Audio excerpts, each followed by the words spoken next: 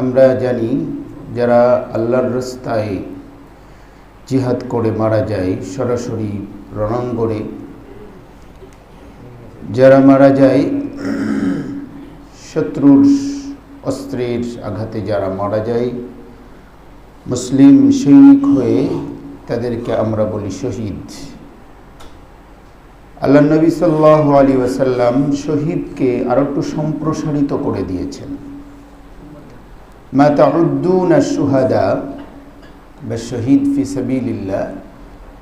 শহীদ বলতে কাকে বোঝাও? সাহাবীরা বলেন যারা আল্লাহর রাস্তায় গিয়ে শত্রুর অস্ত্রে মারা যায় তাদেরকে শহীদ বলি। আল্লাহ নবী সাল্লাল্লাহু আলাইহি ওয়াসাল্লাম বলেন, তাহলে তো আমার উম্মতের শহীদের সংখ্যা কম হয়ে যাবে, আমার উম্মতের শহীদের সংখ্যা অনেক বেশি।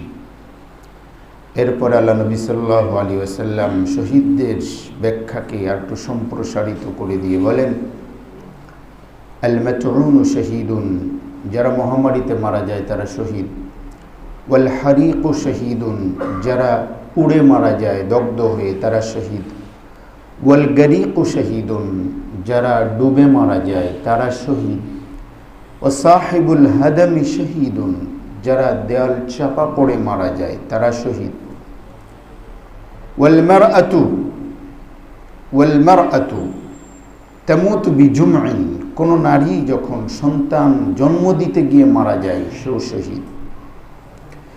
কেউ যদি মান কুতিলা দুনা মালিহি ফাহুয়া শহীদুন, যে ব্যক্তি তার সম্পদ রক্ষা করতে গিয়ে মারা যায় সে শহীদ। যে ব্যক্তি তার ইজ্জত সম্মান সম্ভ্রম রক্ষা করতে গিয়ে মারা যায় ফাহুয়া শহীদুন, সেও। আমাদের যে ভাইটা চলে গিয়েছেন, আবারও বলি আল্লাহ যেন তাকে জান্নাতুল ফেরদাউসের মেহমান করেন, বলুন আমিন। আল্লাহ যেন তাকে শহীদি মর্যাদা নসিব করে দেন, এবং আমরা মনে করি আল্লাহ তাকে শহীদি মর্যাদা নসিব করবেন। হাদিসের ওয়াদা অনুযায়ী বললাম, দৃঢ়তার সাথে বললাম। কেন? তাকে পিছন থেকে গুলি করা হয়েছে, যারা গুলি করেছে মেরেছে, কাপুরুষের মতো মেরেছে, তাই না? এটা কোনো না, এটা কাপুরুষতা, ভীরুতা। ভীরুরা পিছন থেকে মারে আর বীররা সামনের থেকে মারে। কাপুরুষরা পিছন থেকে আঘাত করে, ষড়যন্ত্র করে, আর বীর পুরুষরা সেনা টান টান করে যুদ্ধের ময়দানে অটল থাকে, অবিচল থাকে। ভীরুরাও এক সময় দুনিয়া থেকে চলে যায়, বীররাও দুনিয়া থেকে চলে যায়।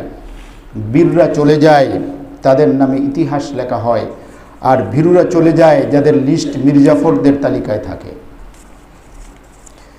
প্রিয় হাজির,